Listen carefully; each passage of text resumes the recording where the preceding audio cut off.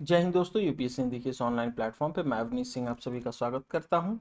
तो हम लोग कुछ टॉपिक देख रहे हैं जहां से हर साल 1 से 2 प्रश्न पूछते हैं। ठीक, तो अगले 10-20 दिन में हम इस तरह से अपना करते करते ही 20-25 टॉपिक और तैयार कर, करेक्ट। तो उसमें है लाइट। आप ऐसे तो मानेंगे नहीं कि ये चैप्टर इम्पॉर्टेंट है, राइट। आइए देख लें।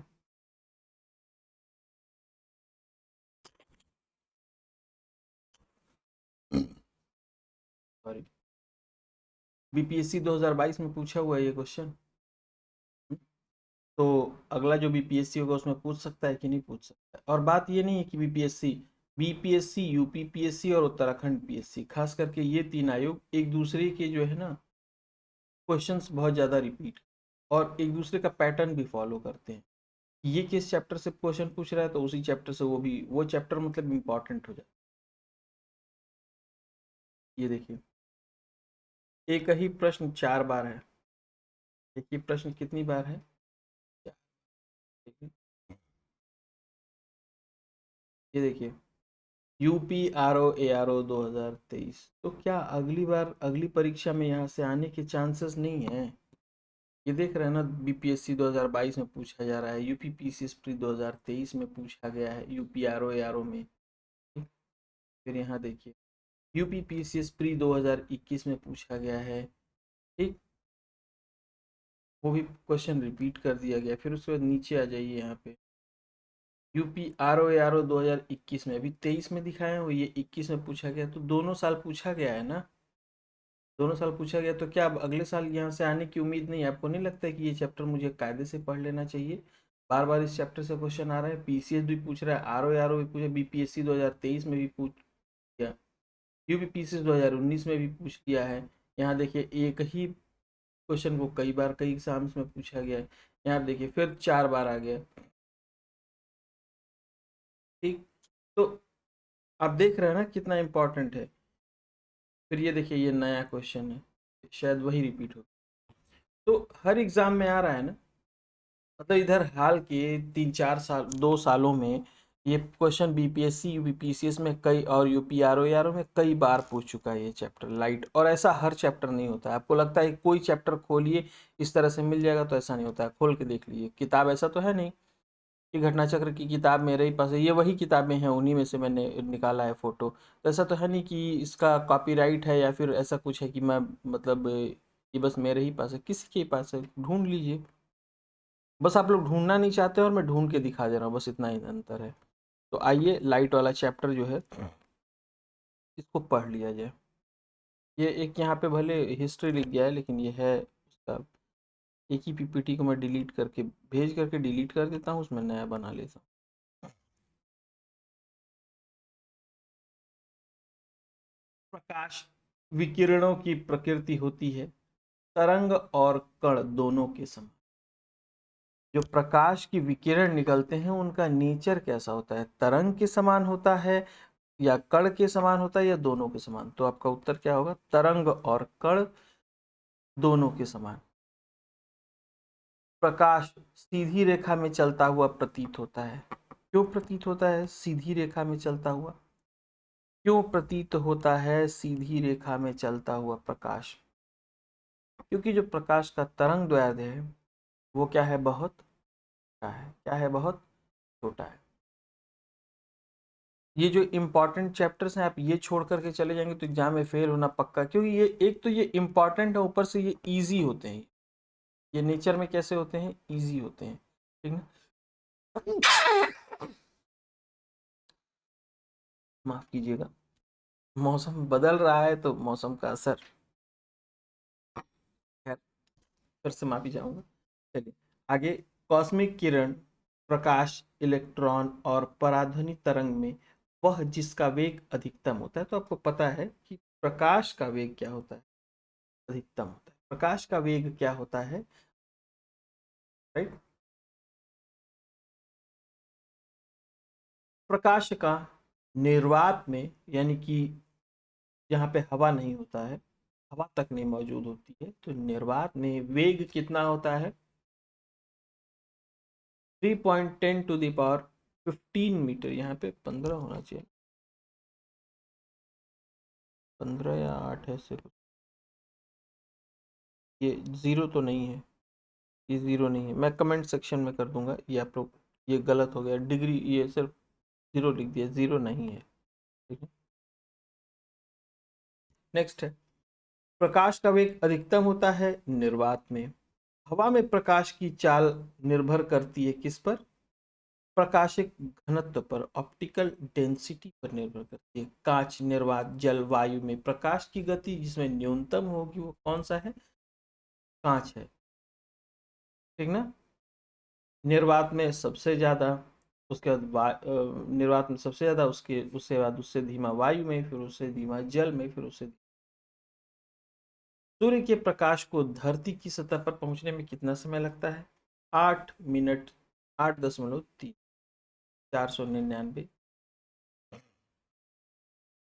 प्रकाश तरंगों के वायु के कांच में जाने पर वेरिएबल्स प्रभावित होते हैं। वे कौन कौन से वेरिएबल्स हैं जो प्रभावित होते हैं? तरंग दैर्ध्य और वेग। वेग धीमा हो जाएगा, तरंग दैर्ध्य क्या होगा? बदल जाएगा। जब प्रकाश एक माध्यम से दूसरे माध्यम में जाता है तो वो कौन सी चीज है जो अपरिवर्तित रहती है? कौन सा वेरिएबल है जो अपरिवर्तित रहता है? उसकी आवृत्ति नहीं बदलती, आवृत्ति नहीं बदलती। जब प्रकाश की किरण सघन माध्यम से विरल माध्यम में गमन करती है तो इसकी चाल बढ़ जाती है। सघन से विरल में जब गमन करती है, यानी जब जाती है, सघन मतलब हाई डेंसिटी वाले से लो डेंसिटी वाले जब माध्यम में, मैटर में जब ये जाती है तो इसकी चाल बढ़ जाती है। क्या होता है? चाल बढ़ जाती है और अभिलंब से दूर हटती है, यानी कि जो केंद्र से जो रेखा जाती है उससे दूर। प्रकाश संश्लेषण की क्रिया संपादित होती है प्रकाश से रासायनिक ऊर्जा में रूपांतरण द्वारा, यानी जो फोटोसिंथेसिस जो प्रोसेस होता है, फोटोसिंथेसिस जो प्रोसेस होता है उसमें प्रकाश क्या होता है? रासायनिक ऊर्जा में, केमिकल एनर्जी में परिवर्तित होता है। प्रकाश सजावट और विज्ञापन के लिए विसर्जन नलिकाओं में जो गैसें प्रयुक्त की जाती हैं प्रकाश को सजा, जो सजावट वाले जो लाइट्स होती हैं उनमें जिन गैसेस का प्रयोग किया जाता है वो कौन सा है? नियॉन। साबुन के पतले झाग में चमकदार रंगों का बनना किस चीज का परिणाम है?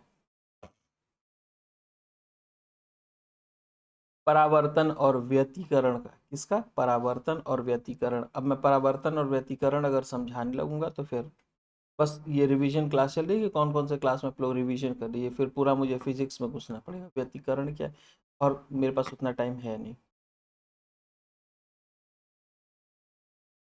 प्रकाश तंतु ऑप्टिकल फाइबर जिस सिद्धांत पर काम करता है वो क्या है? पूर्ण आंतरिक परावर्तन, टोटल इंटरनल रिफ्लेक्शन। प्रकाश ऊर्जा का ऑप्टिकल फाइबर में संचरण पूर्ण आंतरिक परावर्तन द्वारा किया जाता है। परिघटना जिसका उपयोग ऑप्टिकल फाइबर में दो, किन किन चीजों में टोटल इंटरनल रिफ्लेक्शन का उपयोग किया जाता है? तो क्या है? ऑप्टिकल फाइबर, ऑप्टिकल फाइबर, और किसमें? और किसमें? बहुत सारी चीजें हैं, अभी हमने ऊपर भी पढ़ा, साबुन का जो पतला झाग है उसमें क्या है? परावर्तन और व्यतिकरण। ठीक है, उसमें क्या है? परावर्तन और व्यतिकरण। तंतु प्रकाशिकी संचार में संकेत जो है वो प्रवाहित होते हैं किस रूप में? प्रकाश तरंग के रूप। अब कह रहा है कि क्या क्या सही है उस पर विचार कीजिए, क्वेश्चन था, मैंने सीधा सीधा उसको जो। तंतु प्रकाश पूर्ण आंतरिक परावर्तन के सिद्धांत पर काम करता है। प्रकाश तंतु संचार तंत्र में ऊर्जा उपयोग अत्यधिक कम होती है। प्रकाशिक तंत्र में संचार रेडियो आवृत्ति अवरोध से मुक्त होती है। और भारत में प्रकाशिक तंतु के निर्माण में रिलायंस इंडस्ट्री नहीं, रिलायंस इंडस्ट्रीज फील्ड में काम करती है। रिलायंस इंडस्ट्रीज फील्ड में काम करती नहीं है, तो ये चौथा गलत है, बाकी तीन सही है। जो पेट की जांच की जाती है एंडोस्कोप, एंडोस्कोप उसमें भी पूर्ण आंतरिक परावर्तन पर के सिद्धांत पर ही एंडोस्कोप काम करता है। किस पर काम करता है? एंडोस्कोप। जो सड़क पर जो मृच्छिका बनती है, जो सड़क पर लगता है जैसे पानी गिरा हुआ है, ठीक ना, पानी गिरा हुआ है, तो वो किस बात है, पूर्ण आंतरिक परावर्तन के ही वजह से, उसमें भी पूर्ण आंतरिक परावर्तन का बहुत बड़ा रोल होता है। रेत के रेगिस्तान, धान की खेती की भूमि, ताजा बर्फ से ढकी भूमि और मुआरी भूमि में सबसे ज्यादा जो सूर्य की रोशनी जो परावर्तित करेगा वो कौन है, ताजा बर्फ से ढकी भूमि। इसका एल्बिडो सबसे अधिक हो, यानी प्रकाश को रिफ्लेक्ट करने की क्षमता बर्फ की सबसे अधिक होती है। एक कटा हुआ हीरा जगमगाता है, क्यों, उसके पीछे कारण क्या है, यही पूर्ण आंतरिक परावर्तन। क्या है, पूर्ण आंतरिक परावर्तन। क्या कारण है, पूर्ण आंतरिक परावर्तन। उचित रीति से कटे हीरे असाधारण रूप से चमकते हैं, वही बात है। हीरा अपने आकार के अनुकरी कांच से अधिक झिलमिलाता है। हीरे का अपवर्तन कांच के अपवर्तनांक से कम होता है, नहीं ज्यादा होता है। क्या होता है, ज्यादा। 3 डायमेंशनल जो इमेज बनाई जाती है उसको क्या कहा जाता है, होलोग्राफी। क्या कहा जाता है, होलोग्राफी। एक इलेक्ट्रॉनिक पुंज को फॉस्फोरस कोटेड पर्दे पर फोकस कर प्रतिबिंबों को पर्दे पर जनित करना क्या कहलाता है, रोस्टर स्कैन। रोस्टर स्कैन। रमन इफेक्ट का प्रकाश की उन किरणों से संबंध है जो आर पार जाती हैं सभी पारदर्शी माध्यम। ध्वनि के पुनरुत्पादन के लिए जो कॉम्पैक्ट डिस्क या ऑडियो प्लेयर में प्रयुक्त होता है वो कौन सा बीम है, लेजर बीम। कौन सा बीम है, लेजर बीम। जब एक सीडी ऑडियो एवं वीडियो प्रणालियों में प्रयुक्त होने वाली कॉम्पैक्ट डिस्क सूर्य के प्रकाश में देखी जाती है तो इंद्रधनुष जैसा संरचना जो उसमें बनती है, वो किस कारण से बनती है, रिफ्लेक्शन और डिफ्रैक्शन के कारण। रिफ्लेक्शन और डिफ्रैक्शन के कारण बनती है, ठीक ना। दीर्घ तरंग दैर्ध्य वाले प्रकाश का प्रकीर्णन लघु तरंग वाले प्रकाश से कहीं अधिक होता है। जल में दृश्य प्रकाश की गति निर्वात की गति से 0.95 गुना होती। रेडियो तरंग द्रुतगामी दोलायमान वैद्युत धाराओं से उत्पन्न, ये तो मुझे खुद ही नहीं समझ में आ रहा, ये आप लोग देख लीजिएगा, ठीक ना। मैं इसका इंग्लिश वर्जन जो है वो कमेंट सेक्शन में डाल दूँ। एक्चुअली ये कॉन्सेप्ट मुझे पक्का पता होगा और क्वेश्चन आएगा तो मैं मार्क भी कर दूंगा, लेकिन जैसे ये कॉन्सेप्ट द्रुतगामी दोलायमान, ये इंग्लिश में जो लिखा होगा वो मुझे पता है क्योंकि मेरा मीडियम एक्चुअली इंग्लिश में ही है। हिंदी में पढ़ लेता हूँ पर ऐसे कुछ कुछ टर्म्स हैं जिनको पढ़ने में थोड़ी सी समस्या होती है, ठीक। अतिचालन वाहनों का पता लगाने के लिए पुलिस डॉपलर के परावर्तित लघु रेडियो तरंगों प्रभाव का उपयोग करती है, ठीक ना। किसका उपयोग करती है, परावर्तित लघु रेडियो तरंगों का उपयोग करती है, ठीक है। फिर नीचे कथन और कारण है। एक चलचित्र में पूरी फिल्म के एक सिरे से दूसरे सिरे तक सामान्यतः 24 फ्रेम होते हैं। कितने, 24 फ्रेम प्रति सेकंड प्रोजेक्ट किए जाते हैं, ठीक। और आंख की रेटिना पर निर्मित प्रतिबिंब स्टिमुलस हटाने के बाद 1/16 सेकंड तक बना रहता है। दोनों बात सही है। दूरदर्शन के संकेत एक निश्चित दूरी के बाद नहीं मिल पाते हैं क्योंकि पृथ्वी की सतह वक्राकार होती है और वहां तक नहीं पहुंच पाते। दूरदर्शन प्रसारण में अव्यय संकेतों का प्रेषण करने के लिए प्रयुक्त तकनीक क्या है, ये श्रव्य होगा, ऑडियो तरंग। आवृत्ति मॉड्यूलन, आवृत्ति मॉड्यूलन। दृष्टिपटल यानी रेटिना पर जो चित्र बनता है वो कैसा बनता है, उल्टा और छोटा, छोटा और उल्टा बनता है। कैसा बनता है, छोटा और उल्टा बनता है।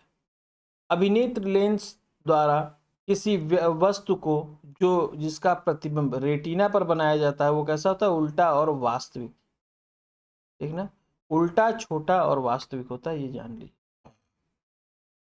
एक आंख की अपेक्षा दो आंखों का होना क्यों जरूरी है, क्योंकि वो दूरी और गहराई का सही अंदाजा लगाने, किन किन चीज़ों का, दूरी और गहराई दोनों चीज़ों का सही अंदाजा लगाने, ठीक ना। मनुष्य का कान 1000 हर्ट्ज पर सबसे ज़्यादा जो है सुग्राही होता है, यानी सबसे ठीक से सुनता है। सुनने की दृढ़ता 1/10 सेकंड होती है और दृष्टि की दृढ़ता 1/16 सेकंड होती है। मनुष्य के आंख पीले हरे रंग के लिए सबसे अधिक सुग्राही होते हैं, यानी सबसे आरामदेह जो कलर होते हैं, जिसको जिनको देख के सबसे अच्छा लगता है, वो कौन से होते हैं, पीले पीले और हरे कलर होते हैं, पीला और हरा कलर, ठीक ना। पूर्ण सूर्य ग्रहण के दौरान सूर्य को सीधे देखने से आंख में अपरिवर्तनीय क्षति, यानी जिसको ठीक नहीं किया जा सकता, उस तरह की क्षति हो जाती है। और क्यों होता है ये, क्योंकि सूर्य उस समय जो है वो अल्ट्रावायलेट रेज उस समय निकल रहे हो। किसी तारे के रंग, जो तारे का रंग है वो नीला, हरा, पीला, लाल, वो क्या दर्शाता है, वो दर्शाता है कि उसका ताप बहुत अधिक है। शायद सबसे अधिक ताप नीले कलर का होता है, जब नीला होता है। एक बार आप लोग भी चेक कर लीजिए। वायुमंडल के प्रकाश के प्रसार का क्या कारण है, धूल कण में जब लाइट पड़ता है तो वो क्या होता है, मतलब कई वो डिफ्रैक्ट हो जाता है, ठीक। यदि मैजेंटा और पीले रंग दो वृत्त के एक दूसरे को काटते हो तो प्रच्छेदित क्षेत्र का रंग कैसा हो जाएगा, लाल हो जाएगा। उस जहाँ पे काटेंगे, जहाँ पे दोनों मिलेंगे, वो रंग कैसा हो जाएगा, लाल हो जाएगा, ठीक ना।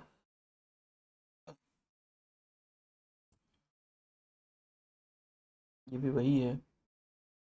प्रकाश का रंग, हाँ ये नया है। प्रकाश का रंग जो है किससे निर्धारित होता है, किससे निर्धारित होता है प्रकाश का रंग, तरंग दैर्ध्य से निर्धारित, किससे निर्धारित होता है, तरंग दैर्ध्य से।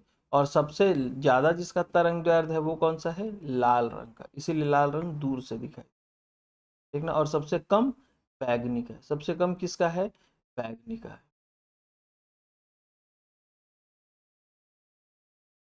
इसके आप लोग चाहें तो लिस्ट बना करके भी याद कर सकते हैं, ये सारे प्रश्न उसी तरह के हैं, सेम ही है। इसकी लिस्ट की सबसे कम तरंग दैर्ध्य किसका होता है, सबसे ज्यादा किसका होता है, तो जिसका किसका सबसे ज्यादा होता है तो कौन सबसे कम विचलित होता है, ये नोट कर लेंगे तो ये पूरा कॉन्सेप्ट, उसी कॉन्सेप्ट पे ये क्वेश्चन है सारे, ठीक ना।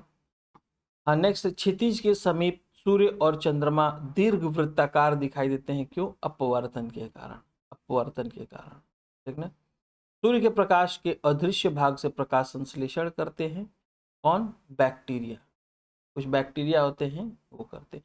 ट्रैफिक सिग्नल में लाल रंग क्यों प्रयुक्त होता है, क्योंकि इसकी तरंग दैर्ध्य लंबाई सर्वाधिक होती है, तो दूर से ही ये दिख जाए, ठीक है। तो ये था आपका जो है वो लाइट चैप्टर, और बिना इसको पढ़े मत जाइएगा। आज के लिए इतना ही।